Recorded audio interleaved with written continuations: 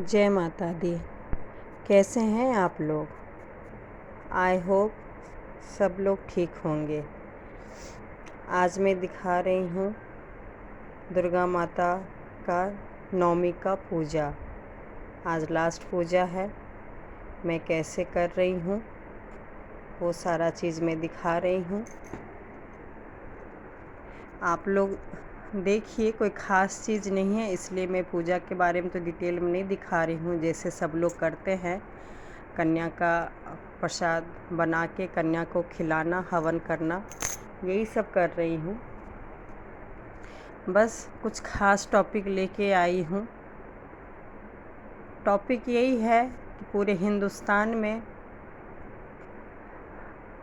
दुर्गा पूजा में, नवरात्रे में, नवमी के दिन, अष्टमी के दिन कन्या पूजन होता है।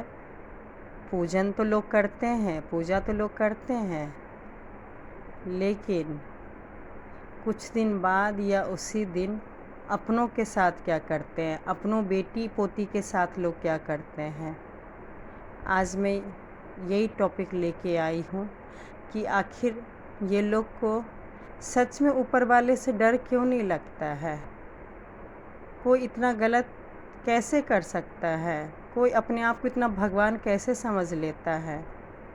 माना कि जेंट्स में पैदा हुए हैं, जेंट्स है, लेकिन आज अगर औरत ना हो, कन्या ना हो, कन्या जन्म ही ना ले, तो क्या ये संसार चलेगा? सब कुछ जानते हुए भी लोग इतना गलत क्यों कर रहे हैं बेटियों के साथ? आज सच में मेरा बहुत ज़्यादा दिल दुख रहा है। मेरे साथ ऐसा होता है, जब मेरे साथ कुछ गलत होता है तो कम से कम ज़्यादा नहीं, 2-4 दिन में बहुत परेशान रहती हूँ। पहले तो मैं कुछ लोगों को जो मेरे साथ गलत करते थे उनको तो मैं कुछ नहीं बोल पाती थी, लेकिन कुछ रिलेटिव को मैं मन की बात बताती थी कि मेरे साथ देखिए क्या गलत हो रहा है। बस मन हल्का कर लेती थी। अब मैं वो भी नहीं कर रही हूँ, क्योंकि अपने लोग सुन तो लेते हैं, लेकिन वो लोग मलहम तो कुछ नहीं देते और टाइम आने पर उसको ज़ख्म को कुरेद देते हैं। और कुछ लोग तो इतना होते हैं कि सुनने के बाद उसी लोग को फिर मिर्च मसाला लगा के बताते हैं कि आपके बारे में ये शिकायत हुआ। मैं किसी से शिकायत कुछ नहीं करती हूँ, मैं बस बोलती हूँ कि मेरे साथ ये हो रहा है, और वो भी मन हल्का करने के लिए। मुझे पता है कोई भी इंसान घरेलू गृहस्थी की प्रॉब्लम कोई हल नहीं कर सकता। आपके हाथ में है घर गृहस्थी प्रॉब्लम को हल निकालना। मैं आज इसलिए मेरा दिल इतना दुख रहा है क्योंकि मैं 21 साल लगा दी इस फैमिली को एक करने में। जॉइंट फैमिली, हर वीडियो में बताती हूँ कि जॉइंट फैमिली होनी चाहिए, अच्छी है।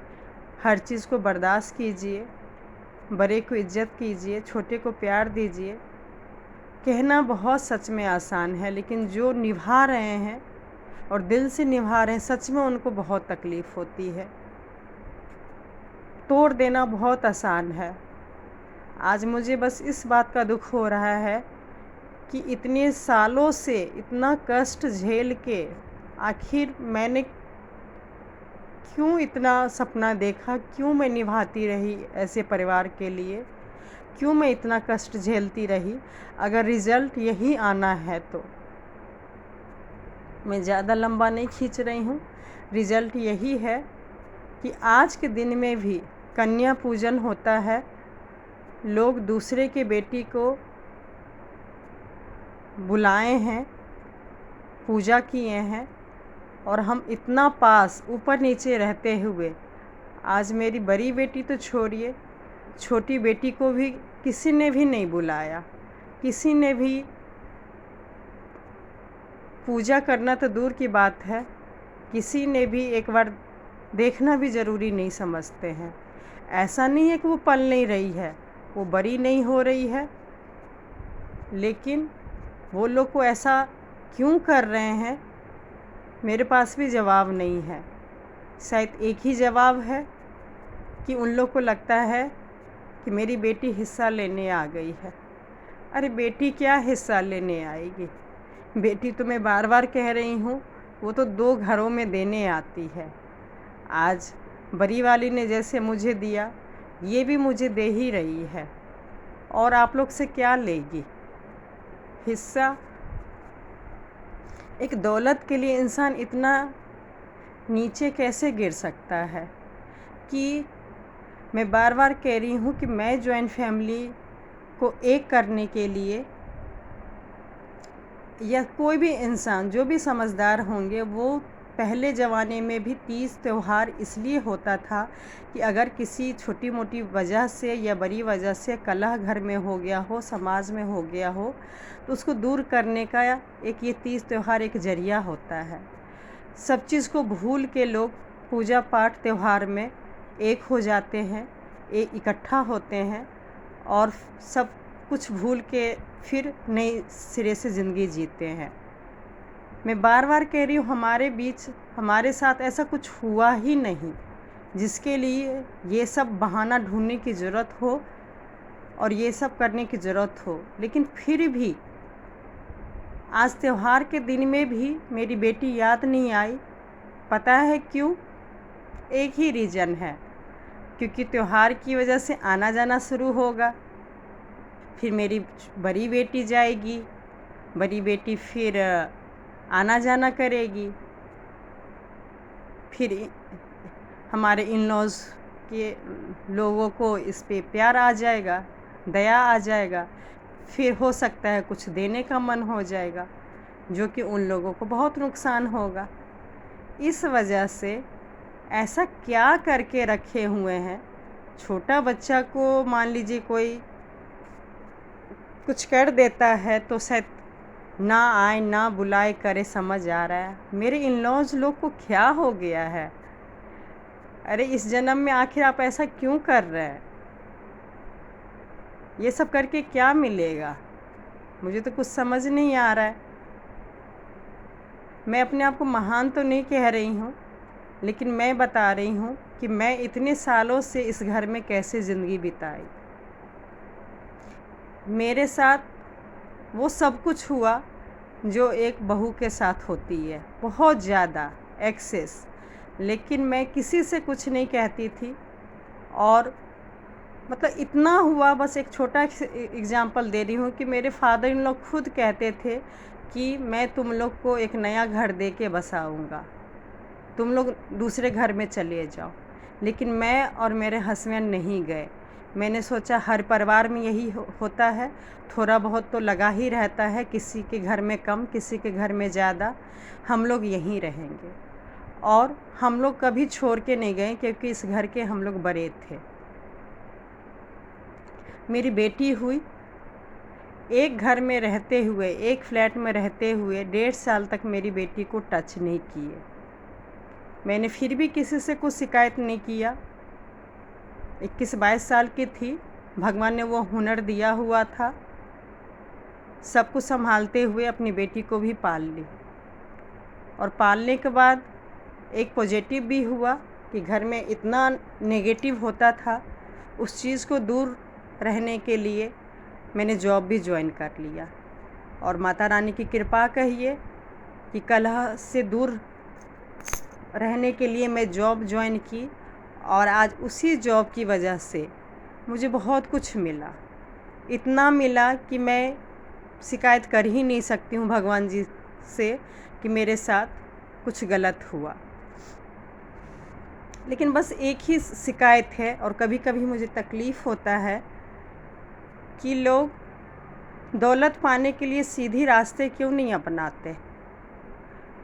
लोग अपने एक दूसरे के पीठ पे छुरा आखिर क्यों घोंप देते हैं? वो भी एक माँ होते हुए दूसरे के बच्चे के साथ ऐसे कैसे गलत कर सकते हैं? खासकर जिसकी खुद की बेटी हो, वो दूसरी बेटी के साथ इतना चाल कैसे चल सकता है? उसे थोड़ा भी भगवान से डर नहीं लगता कि आज अगर हम दूसरी बेटियों के साथ गलत कर रहे हैं, कल मेरी बेटी के साथ क्या होगा, मेरे बेटों के साथ क्या होगा? आखिर जो कुछ भी आप कर रहे हो, सिर्फ अपने बच्चों, अपने बेटा बेटी के लिए ही ना। आज आप बच्चे का हाय क्यों ले रहे हो? बच्चे के तकलीफ़ आंसू क्यों दे रहे हो? छोटी बेटी को तो पता भी नहीं है कि उसके साथ क्या हो रहा है। ऐसे ही 17 साल 18 साल पहले भी बड़ी बेटी को भी नहीं पता था कि उसके अपने क्या कर रहे हैं, लेकिन आज वो एक एक चीज़ देख रही है। मैं जितना ही उसको घर जोड़ने की कहानी बताती थी, जितना शिक्षा देती थी, घर में अगर कुछ होता भी था, अगर घर के बच्चों के साथ उसकी बहस होती थी, झगड़ा होता था, तब भी मैं उसे हमेशा समझाती थी कि तुम बड़ी हो, वो लोग छोटे हैं, एक साथ रहा करो, खेला करो, साथ निभाया करो। आज वही बेटी मेरे से कहती है कि मम्मी ये सब कुछ करके क्या मिला? आप मुझे डांटते थे वो सब बच्चे को के लिए। आज वो दोनों बच्चे जिनको सच में मैं अपने पहली बार जब पैदा हुआ तो मैंने उसे गोद में लिया और क्या नहीं किया। आज आप यकीन करेंगी, जब कभी बालकनी या कहीं से मुझे वो दिख जाता है तो यूं नज़र फेर लेता है जैसे कि मैं कुछ हूँ ही नहीं। ये सब क्या है? ये कौन सा संस्कार है? कहाँ वो मेरी एक एक चीज़ का नकल करती थी, सब्जी कैसे बनाए, पूजा कैसे करें। आज वो कैसे भूल गई कि जॉइंट फैमिली की खातिर, सोचिए जो एक फ्लैट में रह के मेरी इन-लॉज़ ने मेरी बड़ी बेटी को हाथ नहीं लगाया, फिर भी मैंने कभी भी त्यौहार ख़राब नहीं होने दिया। हमेशा एक ही रास्ता था, बड़े को प्रणाम करना ही करना है, जो उनकी पसंद का चीज़ है लाना ही लाना है। बीच में इसमें एक यही रास्ता था कि वो कुछ भी बोल रही हैं, हमें ये चीज़ तो अपनाना ही है। और सच मानिए, इस फार्मूले से सच में इतने सालों से मैं करके भी रही हूँ। और तो छोड़िए, जब मैं ऑफ़िस जाती थी मुझे पता चलता था कि घर में कुछ प्रॉब्लम हो गया है, जॉइंट फैमिली है, जॉइंट बिज़नेस है, तो थोड़ी बहुत प्रॉब्लम हो जाती थी।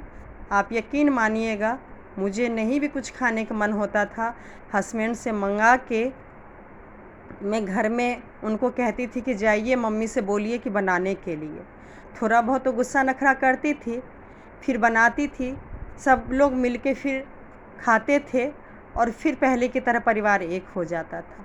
ये मेरा मूल मंत्र था, परिवार को एक करना। मनमुटाव किस परिवार में नहीं होता है, लेकिन ये क्या है? मतलब किस बात का बदला ले रहे हैं? सच बोल रही हूँ, ज़रूरी नहीं है कि वो लोग पहले जाए। जो आजकल का माहौल हो गया है, इस माहौल में कुछ नहीं पता है, पहले बड़े जाएंगे, छोटे जाएंगे, कौन जाएगा। लेकिन यहाँ अभी भी राजनीतिक लोग खेल रहे हैं, एक सच बोलूँ तो मामूली सी चीज़ प्रॉपर्टी के लिए। मुझे बस तकलीफ़ हो रहा है कि मैं प्राउड थी, मैं कभी नहीं चाहती थी कि हमारे घर में महाभारत हो, और उस वजह से मैं अपने शरीर में बहुत तकलीफ़ ली, बहुत ज़्यादा।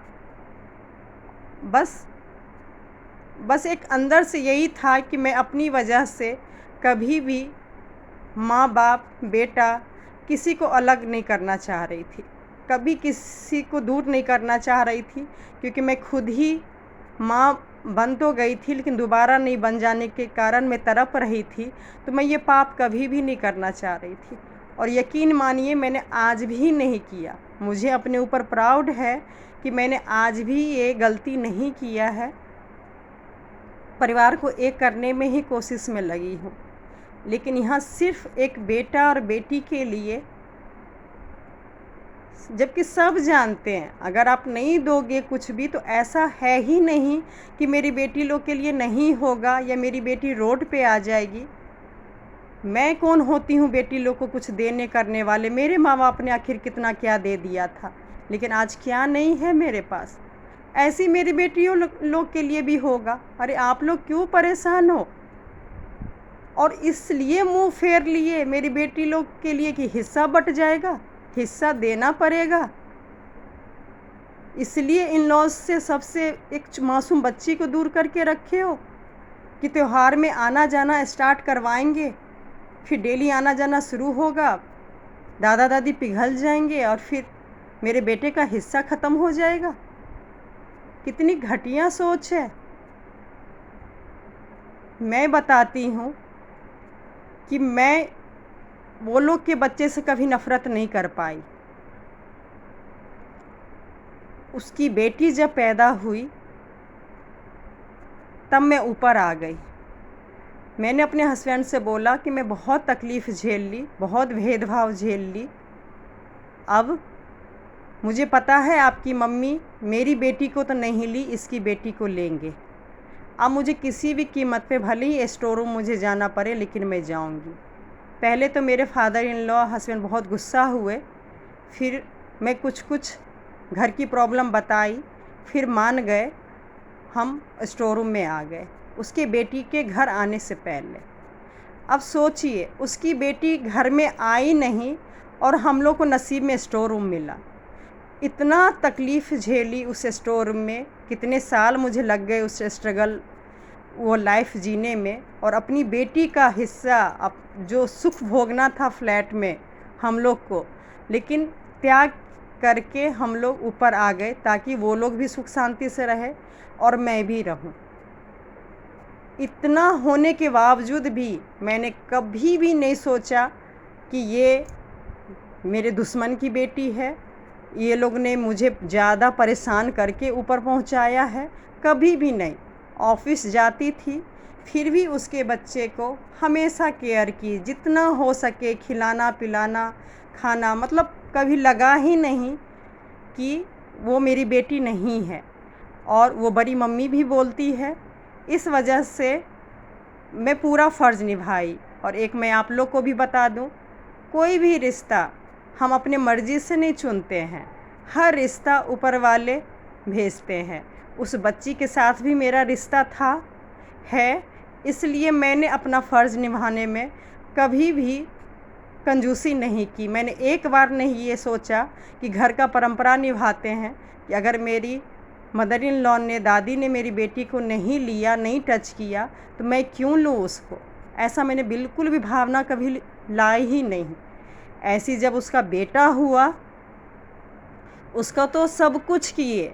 गोद में नर्स ने पहली बार मुझे दिया और A to Z घर संभालना, हॉस्पिटल संभालना, ऑफिस से छुट्टी ले लेना। और आज तक नहीं मैं किसी को बताई, अपने हस्बैंड को भी नहीं बताई कि मैं जब गोल्ड ट्रेडिंग कर रही थी, जब उसका बेटा पैदा हुआ, मुझे ऑफिस से छुट्टी लेना पड़ गया।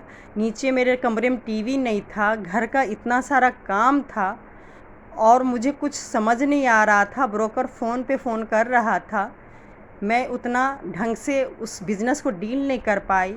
जॉइंट फैमिली की खातिर, समाज की खातिर कि लोग क्या कहेगा, कि लोग एक जेठानी थी वो भी केयर नहीं की। और मैं तन मन से पूरा लग गई वो उसके सेवा करने में और अपने काम पे नहीं ध्यान दिया। माता रानी का दिन है, यकीन कीजिएगा, एक लाइन नहीं झूठ बोल रही हूँ, वो दिन था।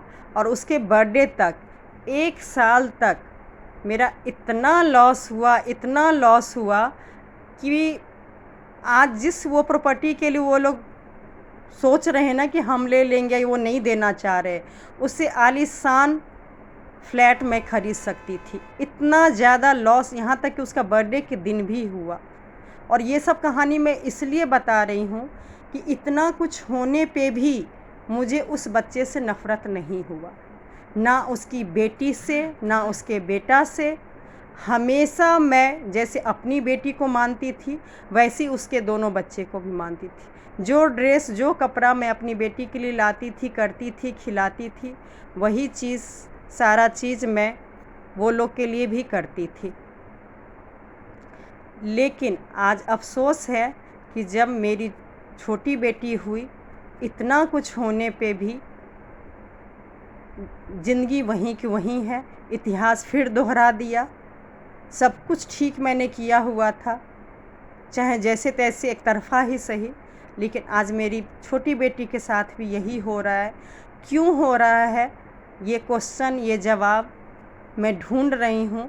हो सकता है ये जवाब लिए बिना ही मैं ऊपर चली जाऊँ, लेकिन बस मैं हैरान हूँ कि लोग इतना गलत काम करके भी कैसे चैन से रह लेते हैं, कैसे वो भगवान का पूजा पाठ करते हैं, वो कैसे यकीन करेंगे, कैसे उम्मीद करेंगे कि भगवान इस पूजा पाठ को उन लोग को फल देंगे। आपको बताऊं, सच में मैं तो किसी को नुकसान कुछ नहीं की हूँ, लेकिन जब जब उन लोगों ने मेरे साथ गलत किया है, भगवान सच में धरती पे आए हैं और यकीन मानिएगा सज़ा भी अच्छे खासे दिए हैं। वो सबको भी एहसास है। मैं बोलती हूँ कि देखो मैं तो कुछ नहीं कर पाऊँगी, लेकिन भगवान से डरो, चाहे मैं गलती करूँ चाहे लोग गलती करें, सज़ा तो देंगे और सज़ा मिलता है। आज यकीन कीजिएगा मुझे बहुत डर है। इस उम्र में जब ये लोग ये सब कर रहे हैं, मुझे डर है कि ना जाने इस बार भगवान कौन सा प्रलय, कौन सा तकलीफ़ ये लोग को लेके आने वाले हैं, मुझे कुछ नहीं पता है। बस मुझे भी थोड़ा डर है तो आखिर अपने ही ना, भले हम लोग के साथ गलत कर रहे हों, लेकिन अगर ये लोग के साथ जो कर्म ये लोग कर रहे हैं, यकीन मानिएगा बहुत ज़्यादा ख़राब कर रहे हैं। इसलिए मैं आप लोग से भी कह रही हूँ, आप बेटा हो बेटी हो, सच में भेदभाव मत कीजिए। आप प्लीज़ मत कीजिए, घर सच में तबाह हो जाएगा, बर्बाद हो जाएगा। कभी भी आपके बेटे को कुछ भी नहीं फलेगा, थोड़ा सा भी जो आप चाहेंगे फलेगा। मैं अंदर से हाय नहीं दे रही हूँ, नवरात्रि व्रत रखी हूँ, मैं भी माँ हूँ, लेकिन ये हाय दिया नहीं जाता है। आप जितना गलत कर रहे हो, एक सिर्फ वही बेटा और पोता के लिए तो कर रहे हो, मुझे नहीं लगता कि वो फलेगा। जो भी रिलेटिव रिश्तेदार जान रहा है कि ऐसा हो रहा है, कोई कुछ मुंह पे तो उनको नहीं बोलता है, लेकिन जो भी कहानी सुनता है कि मेरी बेटी को ये लोग टच भी नहीं करते हैं, सब के सब यही कहते हैं कि देख लेना उसके बेटे के साथ कितना गलत होगा। आज तुम्हारी बेटी को वो लोग हाथ नहीं लगा रहा है, भगवान यही भगवान उसके बेटे के घर में बेटी तक नहीं देंगे। मुझे बहुत बुरा लगता है। मैं कहती हूँ उस बेटे की कोई गलती नहीं है, वो भी मेरा ही बच्चा है। ऐसे शब्द मत बोलिए, लेकिन फिर भी कहते हैं कि दुनिया में अगर भगवान है तो न्याय तो करेगा ही। सब जानता है हर कर्म का फल इसी जन्म में भुगतना पड़ता है, और चाहे मैं हूँ चाहे कोई भी हो, भुगतना तो पड़ेगा है। इसलिए मैं कह रही हूँ, मेरी ज़िंदगी में जो भी हुआ है और उससे मैं कैसे सीख करके मैं आगे बढ़ रही हूँ, कैसे सब कुछ कर रही हूँ, मैं वीडियो लाती रहूँगी।